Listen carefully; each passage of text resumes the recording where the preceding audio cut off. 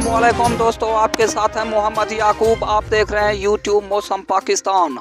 ताज़ा तरीन खबर आपको दे रहे हैं दोस्तों। मौसम ने फिर से ख़तरे की घंटी बजा दी है। ज़्यादा से ज़्यादा सर्दी पड़ेगी मर्री, इस्लामाबाद और आज़ाद कश्मीर, रावलपिंडी, पेशावर, क्वेटा में। ताज़ा तरीन खबर आपको दे रहे हैं। और सियालकोट में भी ज़्यादा से ज़्यादा सर्दी होगी और निमरू में भी ताज़ा तरीन खबर दे रहे हैं आपको। और बारिश का कोई इम्कान नहीं है। पूरे पाकिस्तान में बारिश तो नहीं होगी। सर्दी ज़्यादा से ज़्यादा कश्मीर, रावलपिंडी, इस्लामाबाद, क्वेटा, पेशावर में ज़्यादा से ज़्यादा सर्दी होगी और मर्री निमरू में।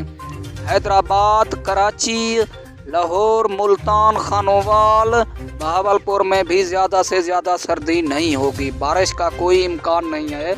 मौसम साफ रहेगा 24 घंटे के अंदर। ताज़ा तरीन खबर आपको दे रहे हैं दोस्तों। अगर आपने मेरे चैनल को सब्सक्राइब नहीं किया तो कर